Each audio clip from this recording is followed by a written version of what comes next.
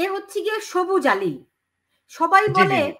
এই ছেলেটি, আমি যখন অনুসন্ধান করলাম আমি দেখলাম জুলাইয়ে এই ছেলেটি প্রথম মারা গিয়েছিল। জুলাইয়ে যদি কেউ শহীদ হয়ে থাকে তাহলে এই সবুজ আলী ছিল প্রথম শহীদ। সায়েন্স ল্যাবের মোড়ে তাকে পিটিয়ে হত্যা করা হয়েছিল। তাহলে তাহলে আমরা যে এর কথা শুনি, আবু সাইদের কথা শুনি জুলাইয়ের প্রথম শহীদ, কেমন করে হয় আবু সাইদ প্রথম শহীদ? আবু সাইদ তো মারা গেল 16 জুলাই, এই ছেলে তো তার আগে মারা গেল।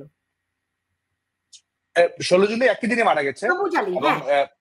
সবুজ আলী, এবং আপনি এই ভিডিওটিও দেখবেন, ছবি আছে, এটিরও ভিডিও আছে। এবং এই মামলা এখন আওয়ামী লীগের নেতাদের বিরুদ্ধে, বিভিন্ন জনের বিরুদ্ধে মামলার আসামি করা হয়েছে। এবং সবুজ আলীকে 16 তারিখে আপনি দেখবেন যে নির্মম ভাবে নিউ মার্কেটে দিনের বেলা একেবারে প্রকাশ্যে কিভাবে 4-5 থেকে পিটুনি দিয়ে একেবারে সহিংস কায়দায় তাকে হত্যা করা হয়েছে। এটিও একেবারে উন্মুক্ত। এবং সেই 16 তারিখ একই দিনেই আপনি দেখবেন যে চট্টগ্রামে, সেই 16 তারিখ চট্টগ্রামে যে 6-7 তলা ভবনের উপর থেকে কতজন ছাত্রলীগের কর্মীকে উপর থেকে ফেলে দেওয়া হয়েছে, এটি কিন্তু একেবারে প্রারম্ভিক দিকের ঘটনা, যে সেই 16 তারিখেরই ঘটনা।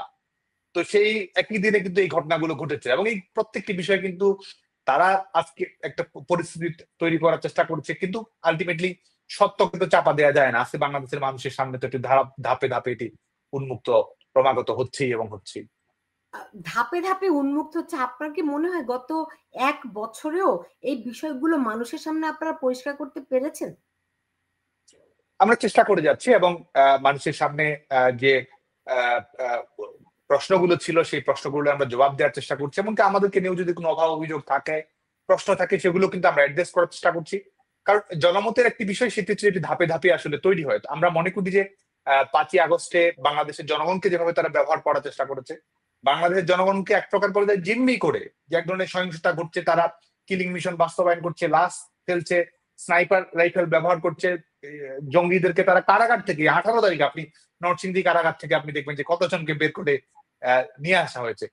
4 আগস্ট কিভাবে এনায়েতপুরে 13 জন পুলিশকে একসঙ্গে পুড়িয়ে হত্যা করা হয়েছে।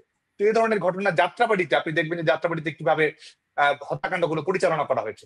তো যারা হত্যাকাণ্ডগুলো পরিচালনা করেছে তারাই কিন্তু আজকে রাষ্ট্রের কল কবজা তারাই দখল করে রয়েছে। তো যে কারণে আমরা মনে করি যে এই প্রশ্নগুলো আসছে এবং বাংলাদেশের জনগণের কাছে ক্রমাগত ভাবে এগুলো পরিষ্কার হতে শুরু করেছে, যে কারণে কিন্তু জনগণ সঠিক রাজনৈতিক সিদ্ধান্তটি, সঠিক মতামতটি দেয়া শুরু করেছে, সংঘবদ্ধ হওয়ার চেষ্টা করেছে। এবং আল জাজিরা রিপোর্ট, আমি আরেকটি বিষয় বলি শুধুমাত্র, সেটি নয়, এই যে বাংলাদেশে এই ঘটনাগুলো ঘটেছে পুলিশের বিষয়, এই বাংলাদেশে আপনি দেখবেন যে 44 জন, সরকারি রিপোর্টও যদি আমরা আমলে নেই, যদিও প্রকৃত সংখ্যা কয়েক গুণ, তারপরও আপনি দেখবেন যে সরকারি রিপোর্ট অনুযায়ী 44 জন পুলিশ অফিসার হত্যাকাণ্ডের শিকার হয়েছে। পৃথিবীর কোন দেশে এই 44 জন কেন, 4 জন কেন, 1 জন বা 2 জন পুলিশও যদি সহিংসতা বা হত্যাকাণ্ডের শিকার হয়, সেই দেশের আইন শৃঙ্খলা পরিস্থিতি নিয়ে কি পরিস্থিতির উদ্ভব হয় এবং রাষ্ট্র কিভাবে রেসপন্স করে, সেই প্রশ্নগুলো তো আজকে সবার কাছে নিরপেক্ষভাবে মূল্যায়ন করা প্রয়োজন বলে আমরা মনে করি। আর যে বিভিন্ন ধরনের তাদের বিকৃত audio tap, doctor audio tap, engineer audio tap তারা আজকে প্রকাশ করছে। আজকে যে কারো কাছে আমরা প্রশ্ন করি, দেখুন পুলিশ পৃথিবীর যে কোনো দেশে আইন শৃঙ্খলা রক্ষাকারী বাহিনী আসলে কিভাবে কাজ করে? পুলিশ কাজ করে ফৌজদারি কার্যবিধি অনুযায়ী, পুলিশ কাজ করে তাদের যে নিজস্ব আইন রয়েছে সেটি অনুযায়ী তারা রেসপন্স করে। পুলিশ কাজ করে সরকারের যে আইন, যে সাংবিধানিক অনুশাসন রয়েছে সেটির আলোকে। সেক্ষেত্রে যেটি দেখার বিষয়, সেটির জন্য তো কারো নির্দেশনার প্রয়োজন আছে বা কাউকে দিতে হয়। এটি আসলে যারা এ ধরনের বলে কোনো কিছু প্রমাণ করতে চায়, তারা আসলে এক ধরনের বোকার স্বর্গে বসবাস করছে বলেই আমার কাছে সুস্পষ্ট প্রতিবাদ হচ্ছে। এবং বাংলাদেশের রাজনৈতিক পরিস্থিতি যদি আপনি দেখেন, যে বাংলাদেশে কিন্তু কারফিউ দেওয়া হয়েছে, বাংলাদেশে কিন্তু 144 ধারা ছিল, বাংলাদেশে কিন্তু সহিংস কায়দায় আক্রমণ কাণ্ড পরিচালনা করেছে। যে প্রশ্নটি আসতে পারে, প্রশ্ন করতেই পারে, প্রপোর্শনেট কিনা, পুলিশের রেসপন্স প্রপোর্শনেট কিনা, কিংবা প্রত্যেকটি ঘটনার অনুপুঙ্খ তদন্তের আলোকে ক্রিমিনাল অফেন্সের দায়টি কার, সেটি প্রমাণ করার সুযোগ থাকে। এবং সেটি কিন্তু জাতিসংঘের যে রিপোর্ট তারা দিয়েছে, সেখানেও কিন্তু তারা সুস্পষ্টভাবে বলেছে যে এটির কোনো কিছুই, এই রিপোর্টের এই কোনো কিছু তাদের ক্রিমিনাল অফেন্স, ক্রিমিনাল লায়াবিলিটি ন্যূনতম অর্থ প্রমাণ করে না। বরং এই জুলাই আগস্টে আওয়ামী লীগের নেতাকর্মীরা যেভাবে নির্মম হত্যাকাণ্ডের শিকার হয়েছে, সনাতন ধর্মাবলম্বীরা যেভাবে হত্যাকাণ্ডের শিকার হয়েছে, এবং আমরা আরেকটা কথা বারবার বলে দিতে চাই যে ইন্ডেমনিটি, শেখ হাসিনা সরকার তো বিচার বিভাগীয় তদন্ত কমিটি গঠন করছে, শেখ হাসিনা সরকার তো নিরপেক্ষ তদন্তের আলোকে প্রত্যেকটি হত্যার যেভাবেই হোক না কেন, শেখ হাসিনা সরকার তো বিচার নিশ্চিত করতে চেয়েছে, ন্যায় বিচার নিশ্চিত করতে চেয়েছে। এবং দেখুন এই দখলদার সরকার তারা কি করেছে, ইন্ডেমনিটি দিয়েছে। যে ইন্ডেমনিটি দেয় সে যখন আমাদেরকে ন্যায় বিচারের সবক দেয়, সে বলে দিচ্ছে এই ঘটনা তদন্ত করা যাবে না, প্রশ্ন করা যাবে না, মামলা করা যাবে না, অথচ তারা আজকে সাদ্দাম এই পরিচালনা করছে বিভিন্ন কর্মকাণ্ড। সাদ্দাম যেই ঘটনা বাংলাদেশে ঘটে গেছে, আমার মনে হয় যে এটি একটা ইতিহাসের অনেক বড় একটা অংশ এবং অনেক গবেষণাও করার আছে, কারণ বাংলাদেশে যা ঘটে গেছে তার খুব সামান্য অংশই আমরা এখনো জানি, বেশিরভাগই আমাদের অজানা বলে আমার মনে হয়। বিভিন্ন সময় যখন আমি ইনভেস্টিগেট করতে যাই, তদন্ত করতে যাই, কিংবা ধরেন আরো তথ্য আশা করি, তখন দেখি যে অনেক কিছু অজানা। নিশ্চয়ই কোনো না কোনো দিন তো আমরা জানতে পারবোই। কিন্তু আপনার কাছে আরেকটি বিষয় আমার খুব জানতে ইচ্ছা করে, সেটা হচ্ছে 5ই আগস্ট আপনাদের মাঠে থাকার কথা ছিল, রাইট?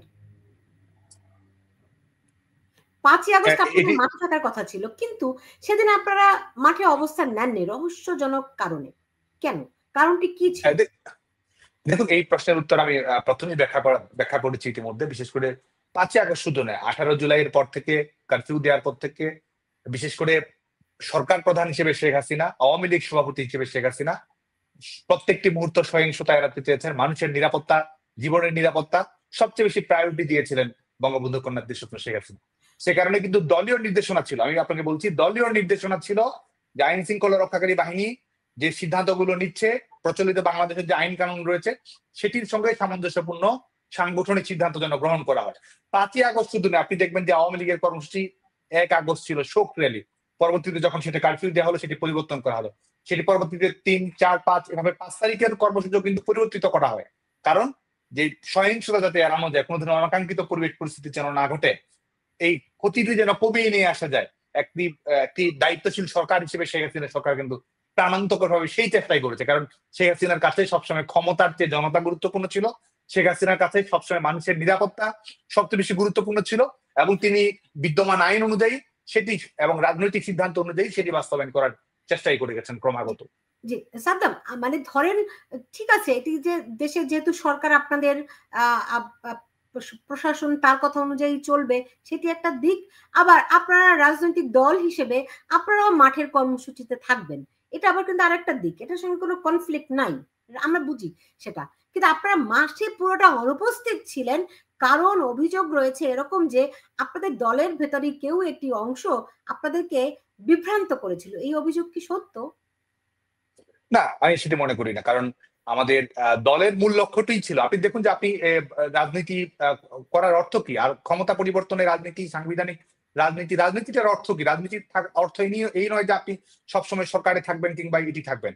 আপনি ক্ষমতায় যদি যান, আপনাকে নিয়মতান্ত্রিক পদ্ধতিতে যেতে হবে, সাংবিধানিক অনুশাসন যেতে হবে, জনগণের ম্যান্ডেট নিয়ে যেতে হবে। রাজনৈতিক দল হিসেবে আওয়ামী লীগ তো সেটি করার চেষ্টা করবে। আওয়ামী লীগের কাছে তো সবসময় মানুষের নিরাপত্তা, সাংবিধানিক প্রক্রিয়া, জনগণের ম্যান্ডেট পাওয়া, গণতন্ত্র, এটি তো সবচেয়ে বেশি গুরুত্বপূর্ণ।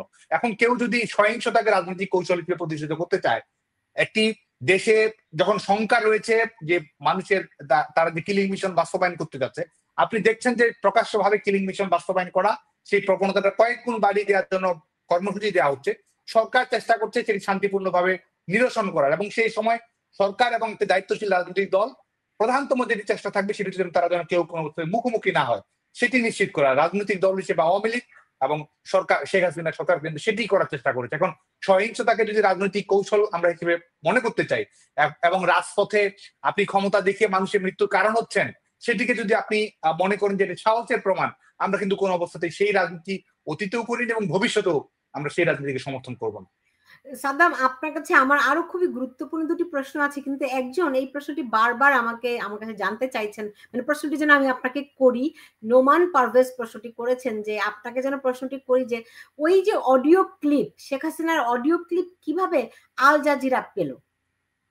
প্রথম কথা হচ্ছে অডিও ক্লিপটি তো ভিত্তিহীন। আর দ্বিতীয় বিষয় হচ্ছে যে এটি নিয়ে তো আইনানুগ দৃষ্টিকোণ থেকে যদি দেখেন যে আপনার তথ্যচিত্রেও কিন্তু সেটি রয়েছে, যেটির আমাদের যে প্রামাণ্য হিসেবে যেগুলোকে উপস্থাপন করা এভিডেন্স হিসেবে, সেটির যে আইন কানুন রয়েছে, বাংলাদেশের প্রচলিত আইন কানুন, সেটিরও কিন্তু এটি লঙ্ঘন ঘটেছে। এবং এটির মাধ্যমে কিন্তু এটি যে একটি ক্যাম্পেইনিং এর অংশ, প্রোপাগান্ডার অংশ, এবং প্রোপাগান্ডার মাধ্যমে হেয় করা যে তাদের মূল উদ্দেশ্য, এবং সেটিও কিন্তু প্রমাণিত হয়েছে। আরেকটি বিষয় হচ্ছে যে এই যে তাদের এই ডক্টর অডিও ট্যাপ, তাদের যে ইঞ্জিনিয়ার অডিও ট্যাপ, সেটিকেই যে তারা তাদের একমাত্র প্রামাণিক দলিল হিসেবে উপস্থাপন করার চেষ্টা করছে, প্রকৃত কোনো তথ্য, প্রকৃত কোনো সত্য, প্রকৃত কোনো প্রমাণ যে নেই, বরং প্রকৃত সত্যটা বরং তারাই, যারা আজকে এই সরকার দখল করে আছে, তারাই যে এই কর্মকাণ্ডগুলোর সঙ্গে হত্যা সহিংসতাগুলোর সঙ্গে সম্পৃক্ত, সেটি যে উন্মোচিত হওয়ার যথেষ্ট সুযোগ রয়েছে। সে কারণে কিন্তু আজকে এই অডিও ক্লিপের নাটক, এই বাইরে থেকে পিআর ক্যাম্পেইনিং এর মাধ্যমে রাজনৈতিক ফোকাস থেকে অন্যদিকে নিয়ে যাওয়ার চেষ্টা, যে কারণে আমরা আসলে সত্যি কথা যদি বলি, এটি নিয়ে ব্যতিব্যস্ত হওয়ার কোনো সুযোগ, বিব্রত হওয়ার কোনো সুযোগ আছে বলে আমার কাছে মনে হয় না। তো আপনাদের পরিকল্পনাটা কি? কবে নাগাদ আপনারা জানেন যে পুরো বাংলাদেশে ছাত্রলীগের উপর, আওয়ামী লীগের উপর যে পরিমাণ নির্যাতন অত্যাচার হচ্ছে, আপনারই অনেক সহযোদ্ধা, সহকর্মী, মিছিলের সঙ্গী নিহত হয়েছে, তাদের বাড়িঘর জ্বালিয়ে দেওয়া হয়েছে, আপনার নিজেরও বাড়িঘর জ্বালিয়ে দেওয়া হয়েছে। তো তাদের জন্য আপনারা এখন কি করছেন, কিভাবে সংগঠিত হচ্ছেন? মাত্র দেখলাম একটা হরতাল ডেকেছেন, সেই হরতাল আসলে কতটুকু সফল হয়েছিল, মানে সবকিছু মিলিয়ে কি পরিকল্পনা নিয়ে আগাচ্ছেন? দেখুন, আমাদের লক্ষ্যটা কিন্তু বাংলাদেশের জনগণের কাছে, ক্ষমতা জনগণের কাছে ফিরিয়ে দেয়া। আমরা মনে করি যে বাংলাদেশে বর্তমান সরকার হচ্ছে ফ্যাসিস্ট সরকার।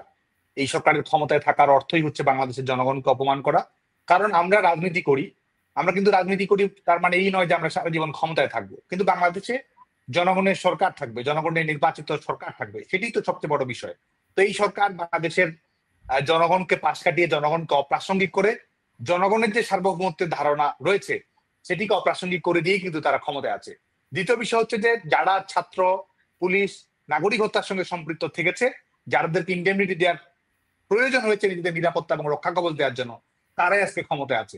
তৃতীয় বিষয় হচ্ছে যে যারা, আমরা যদি 5ই আগস্টের পরবর্তী বাস্তবতা দেখি, বাংলাদেশ সম্পূর্ণ একটা সিকিউরিটি লেজ। একটি রাষ্ট্রের প্রধানতম দায়িত্ব কি? প্রধানতম দায়িত্ব হচ্ছে আপনার নিরাপত্তা নিশ্চিত করা। আপনার জীবন এবং জীবিকার নিরাপত্তা হচ্ছে রাষ্ট্রের সবচেয়ে প্রারম্ভিক কাজ হচ্ছে এটা। তো এই সরকার সম্পূর্ণ একটি সিকিউরিটিলেস রাষ্ট্র হিসেবে বাংলাদেশকে পরিণত করেছে, একটা ললেস রাষ্ট্র হিসেবে বাংলাদেশকে পরিণত হয়েছে। খুন, সহিংসতা, ধর্ষণের ঘটনা, অর্থনৈতিক বিপর্যয়, চাকরি না থাকা, মবের সহিংসতা থেকে শুরু করে মৌলবাদীদের উত্থান, প্রত্যেকটি ক্ষেত্রেই বাংলাদেশ কিন্তু একটা ভয়ঙ্কর বাস্তবতার মধ্য দিয়ে অতিবাহিত সময় করছে। তো এটির কারণে আমাদের এই এই দখলদার সরকারের বিদায় ঘটিয়ে বাংলাদেশের গণতান্ত্রিক পথ রূপান্তরটা হচ্ছে বাংলাদেশ ছাত্রলীগের কাজ। এবং সেই লক্ষ্যে, এবং এটি আমরা সাংগঠনিক দৃষ্টিকোণ থেকে নয়, বরং আমরা মনে করি যে বৃহত্তর ছাত্র জনতার ঐক্য নিশ্চিত করা প্রয়োজন। সেই লক্ষ্যে আমরা কাজ করছি, মানুষকে সংগঠিত করার চেষ্টা করছি, শিক্ষার্থীদের কাছে আমরা যাওয়ার চেষ্টা করছি। প্রশ্ন যদি থাকে, উদ্বেগ যদি থাকে, সংশয় যদি থাকে, শঙ্কা যদি থাকে, সেগুলো আমরা দূর করার চেষ্টা করছি। এবং আমরা সুস্পষ্ট করে বলছি যে আমরা এই এই সংকট আমরা মোকাবেলা করবই করব, এবং আমরা সেই সংগঠিত শক্তির মাধ্যমে, জনগণের শক্তির মাধ্যমে, শান্তির শক্তির মাধ্যমে এবং লড়াই এবং আত্মত্যাগের মাধ্যমেই আমরা আমাদের সংগ্রামকে এগিয়ে নিয়ে যাবো। আমরা বিজয়ী হব, এবং বিজয়ী হওয়ার শর্ত হিসেবে আমরা কোনো অবস্থাতেই এই দখলদার সরকারের অপকৌশল আমরা কখনোই অবলম্বন করবো না।